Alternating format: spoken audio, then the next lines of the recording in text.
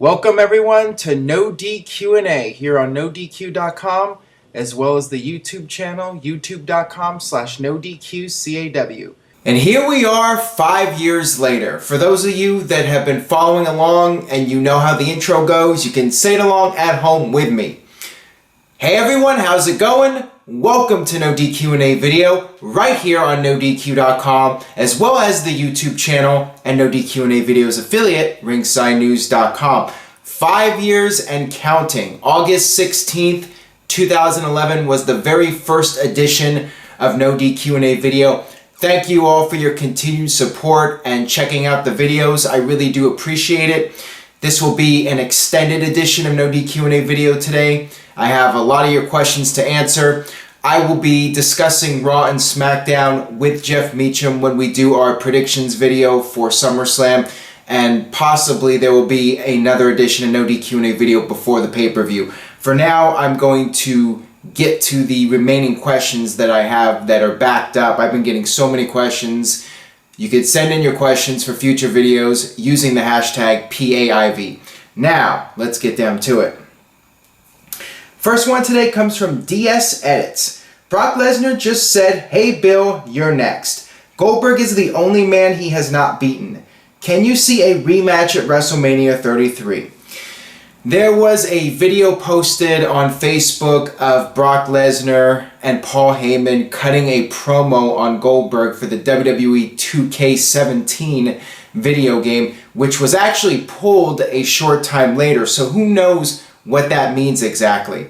There's been a lot of speculation about Goldberg. Apparently, he is going to be in New York this weekend for WWE 2K17 related appearances. That has led to people speculating that Goldberg might show up at SummerSlam, confront Brock Lesnar, set up a WrestleMania match.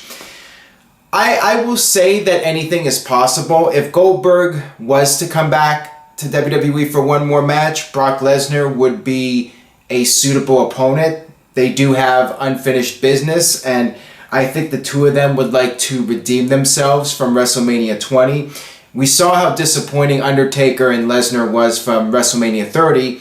The following year, they came back and redeemed themselves. I could see Goldberg and Lesnar wanting to do the same thing if that's something that Goldberg wants to do. Now, even though I'm not ruling it out, I would still say the odds are slim that Goldberg does a match at WrestleMania. It could happen. I mean, I would be shocked if he doesn't end up in the Hall of Fame, and maybe, just maybe, he will have one more match. But the one more match thing is very much up in the air at this point, and there's so many possibilities for Lesnar for WrestleMania.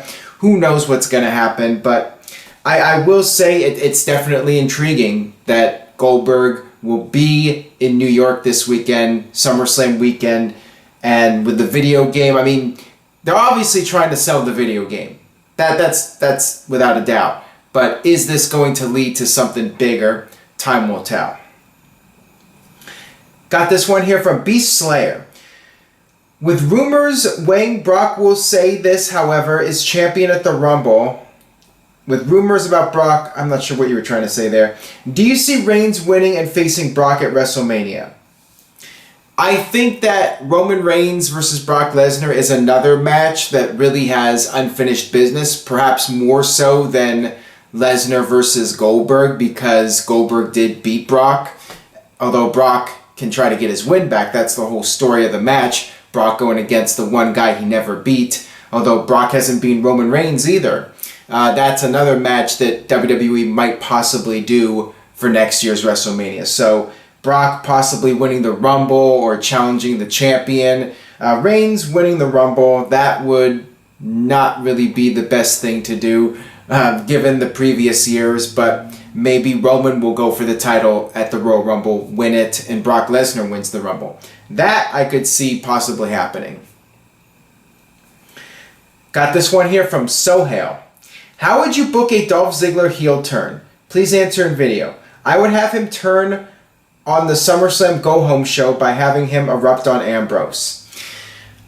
I think that it's too late now to do a heel turn from either guy. I think they should just go into SummerSlam, both as baby faces, have Dean Ambrose retain the title, and then have Dolph Ziggler snap and just lose it, because this was Ziggler's one shot to get back to the top in WWE, and he blows it, he's frustrated, and he just loses his cool and goes heel. That's what I would like to see, and maybe even bring back Diesel as his bodyguard. Let him just go full-fledged heel and let him vent his frustrations. He's been a face for several years now. A heel turn could do very well for Dolph Ziggler and could give his career a renewed boost and give him some motivation. That would be very interesting. That's how I would do it, at least. I think having Ziggler turn before the pay-per-view, it's just not enough time to really establish a heel Ziggler. And then what do you do at the pay-per-view? Do you have Ziggler win the title? Or do you have Ambrose win and then Ziggler has no momentum? I just like the idea of Ambrose winning, staying strong as champion, and then turning Ziggler heel, and then you got an easy rematch set up for the next pay-per-view. I just think it makes more logical sense to do it that way. Got this one here from Shiam. If Triple H denies Shane versus Triple H, who will be the possible opponent for him? Am I the only one who doesn't really feel the need for Triple H to compete at WrestleMania? I mean, I'm kind of over it. I'm kind of over Triple H wrestling. I think he's better off running the company now. I'm not really interested in seeing Triple H wrestle at next year's WrestleMania. I thought the match with Reigns was very disappointing, and Triple H's comeback matches over the last several years haven't really lit the world on fire, in my opinion. I was never a big fan of the Triple H Lesnar matches, and Triple H versus Bryan was good, but you know that was partly due to the storyline and Daniel Bryan being in there. You know, there were other factors. Triple H versus Shane McMahon, yeah, it would be interesting. It would play off of the Raw versus SmackDown dynamic, but I'm not really interested in seeing that match. We saw them wrestle in 2000. No need in 2017, which is what it would be. Just as far as a possible opponent for Triple H, keep him off the card. There's plenty of other guys now that should have the WrestleMania spotlight. Triple H doesn't need it. This one comes from Matt. Hey Aaron, where would you rank Shawn Michaels versus Triple H from SummerSlam 2002 in terms of best all-around matches? I would put it in my personal top 5. I did do a video a few years back ranking the greatest WWE matches in history. I'm not sure where I ranked Triple H versus Shawn Michaels, but I mean, I've made it clear in recent videos, like last week with Jeff. I think Triple H versus Shawn Michaels was probably the greatest SummerSlam match of all time. Definitely number 1 or number 2 or even number 3, but it's right up there among the greatest SummerSlam matches. Now, all-time matches, I mean, it wouldn't be quite up there at the very top, but I mean, I think it would have to be in the top 10. Even now, you know, it's been a few years since I did that video, and there have been some pretty damn great matches over the last few years, but I would still say that's an all-time classic. That was a huge match for Shawn Michaels. You know, just about the biggest comeback you could ask for, to be able to return after 5 years and just tear the house down and prove to everyone you're still the showstopper. I mean, what a story that was. I mean, I love the storyline. I love the match. I mean, there's really no way to criticize that match and that storyline. I mean, it was just done brilliantly, in my opinion. This one comes from Mr. Yuck. Can Billy Corgan turn things around as TNA president, or will the ship continue to sink even when the savior of masses on board? You're talking about Damian Sandow, Aaron Rex, whatever we're going to call him. Billy Corgan really changes nothing. I mean, once the Titanic hit the iceberg, that's it. And I felt TNA hit the Titanic when Hogan and Bischoff came through.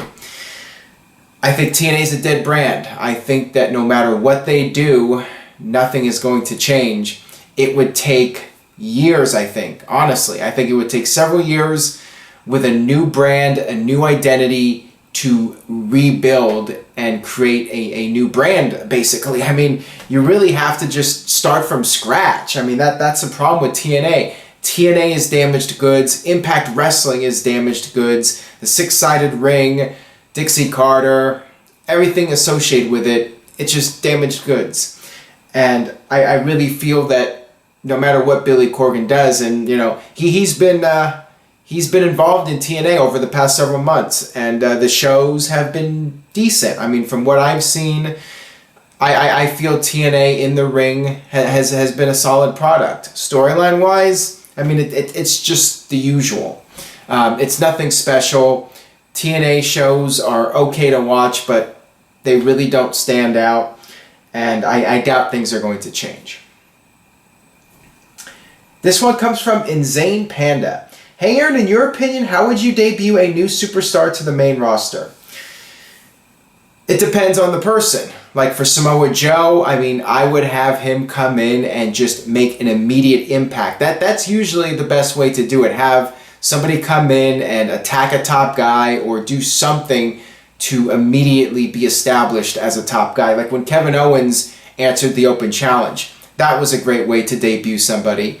And another way to do it is with video packages, several weeks of hyping somebody up. I think for a team like American Alpha, that was the best way to go. But for your top tier guys like Samoa Joe, I'd love to see him just show up completely randomly. He doesn't need the video packages. He's such an established name that he could just show up at a major show and in one night be a huge deal. So the real goal is to give immediate credibility, whether it's doing the video packages or showing up the first night, just making a surprise appearance. You have to have some sort of credibility and making a statement. That's what the new superstar needs to do to really become a major star and a major force in the company.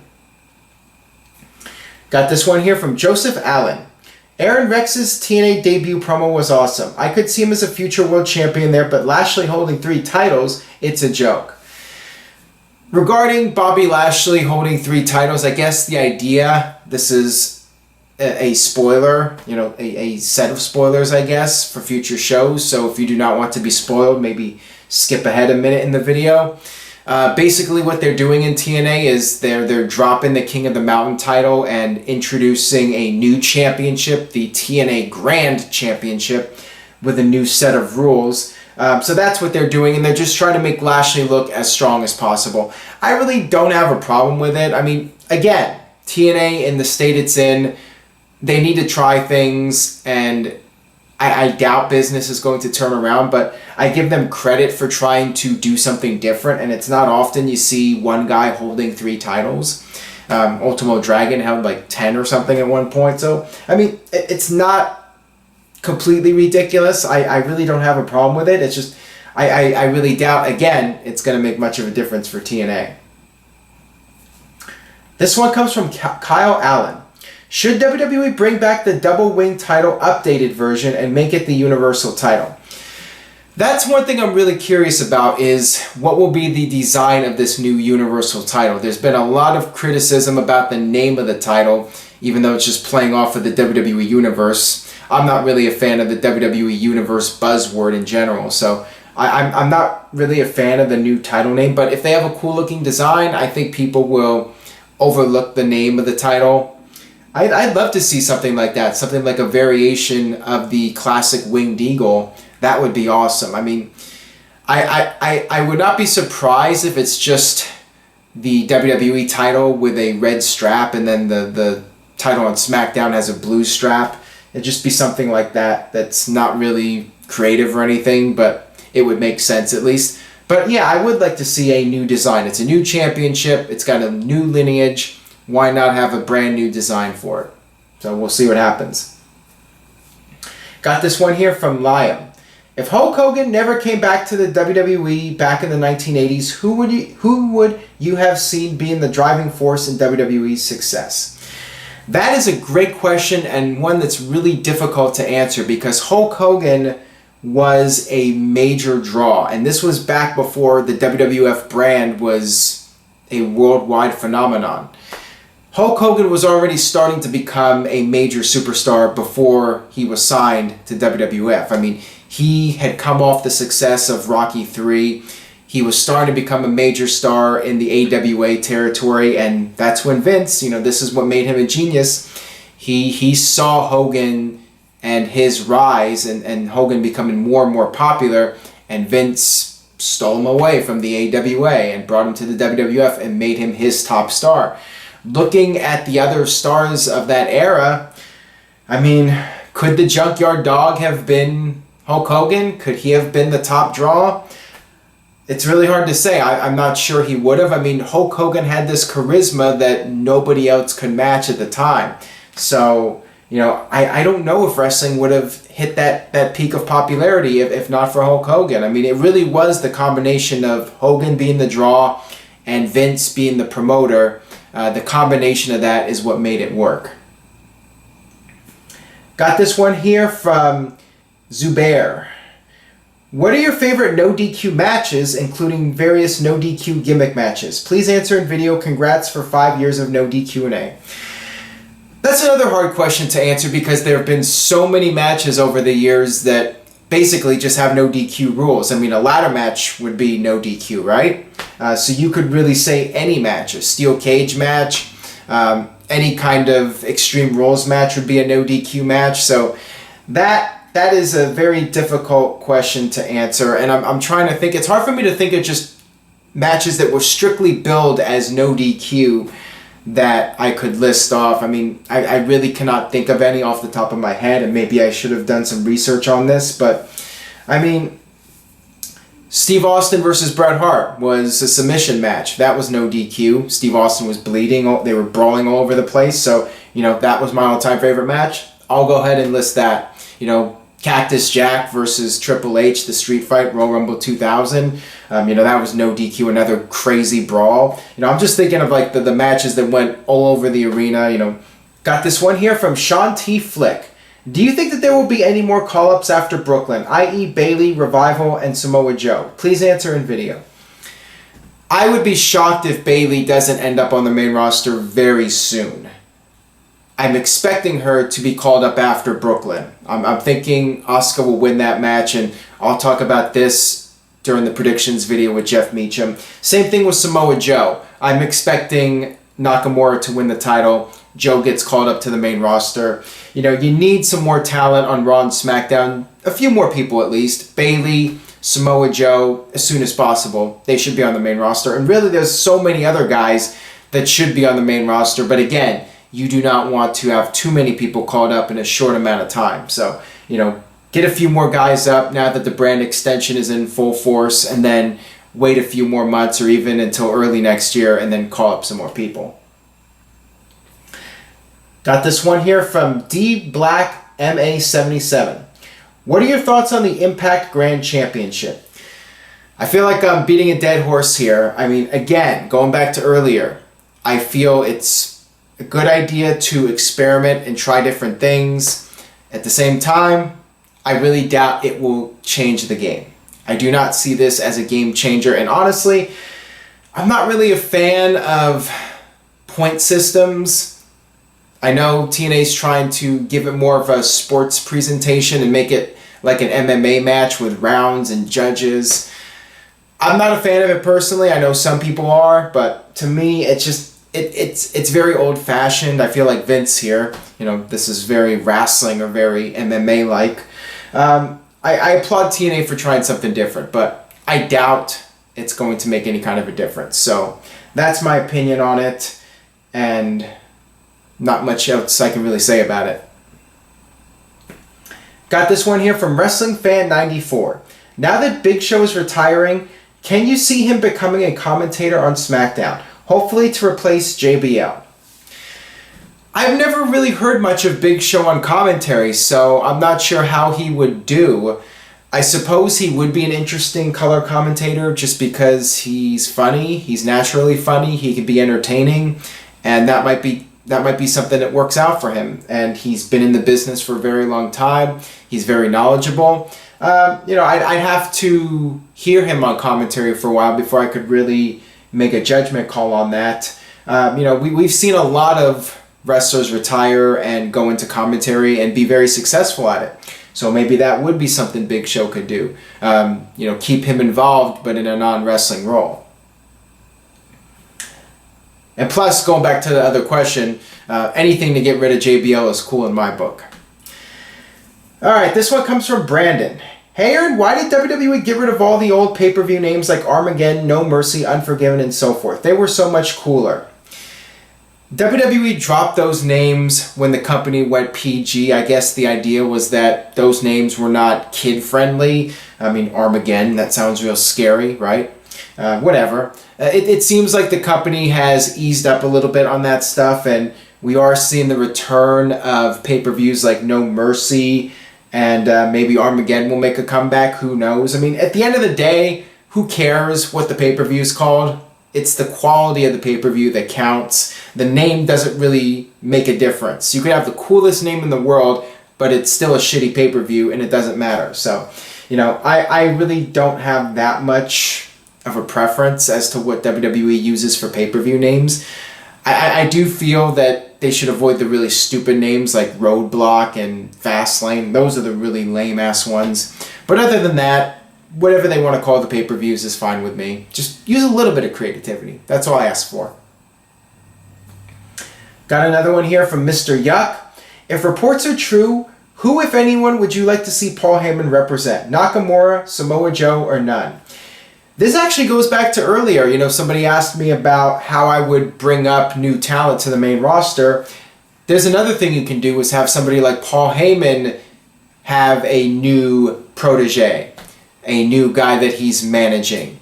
That would be an interesting way to bring up somebody like Samoa Joe. But really somebody who could benefit from a mouthpiece like Paul Heyman. Somebody like Nakamura. If Nakamura was going to come in and be a top guy, he could definitely benefit from having Paul Heyman cut the promos for him. That would be a great way to elevate Nakamura and a great way to utilize Paul Heyman. I've talked about before how the Paul Heyman guys have been hit and misses. CM Punk did well with Paul Heyman. Lesnar, of course, has done tremendous with Paul Heyman. Somebody like Nakamura would do great. Maybe even American Alpha at some point would do great with Paul Heyman. Just depends on the guy. You just don't want to have a repeat of like Paul Heyman and Curtis Axel or Paul Heyman and Ryback. As long as you can avoid that, I'd be totally cool with Paul Heyman representing somebody else. Got this one here from Lewis. Who do you think would benefit the most from being on SmackDown between Sami Zayn, Neville, or Cesaro? That's a hard question to answer. I mean, Raw is a 3-hour show. It's the A show. So you have more time devoted to matches. And SmackDown really hasn't been all that much different than Raw other than it's a 2-hour show. And I think because of that, it's a little bit easier for people to sit through. But so far, people are trying to make comparisons between the two brands. And so far, I haven't seen much of any difference. I'm not sure it would really matter. I mean, I think that all three guys could be utilized fine on Raw if they were given some meaningful storylines, and same thing on SmackDown. I mean, there's plenty of talented guys to work with on Raw, plenty of talented guys to work with on SmackDown. So at this point, I would say there's no real benefit. What's important is these guys having some interesting storylines and something to do from week to week. That's the real key. Got one more here from Shawn T. Flick. A WWE superstar will be on an ESPN television show next week. How huge is this? Hashtag Seth freaking Rollins. It's definitely good for WWE that they have this relationship with ESPN now. I was almost going to say NXT. ESPN has been expanding their coverage of WWE. And not only has ESPN dedicated a segment to WWE, but now they have a sub-site on ESPN.com with WWE articles. So that is a huge positive for WWE to have this ongoing relationship with ESPN, and it gives them more credibility as a mainstream form of entertainment. I know some sports enthusiasts are not happy about this. I've seen the comments on ESPN's website, that stuff is fake, and all the usual gibberish, and ESPN has no credibility left. I mean, television is entertainment. ESPN is an entertainment company. Sports is a form of entertainment. It's just that guys are competing. With WWE, guys are putting on an athletic performance. It's performance art. So, you have ESPN doing more and more entertainment, and people are going to be mad. But at the end of the day, people are still going to watch ESPN. Just like people can complain about WWE, but at the end of the day, they're still going to watch. All right, that'll wrap things up for this edition of No DQ&A video. If you enjoyed today's video, please do me a favor and subscribe if you haven't already. Tell a friend about No DQ&A video. Anybody, you have a friends list on Facebook or Twitter, you know somebody who follows WWE, have them check out this video. Maybe they'll like it. You know, all of the support from you guys really helps, and all the word of mouth and spreading the word, all that stuff can really go a long way. So thank you guys for checking out the video and telling your friends about No DQ&A video. 5 years, pretty amazing. 5 years so far, and definitely let's shoot for another 5 years here on NoDQ.com and the YouTube channel. On that note, I will see you guys next time for more.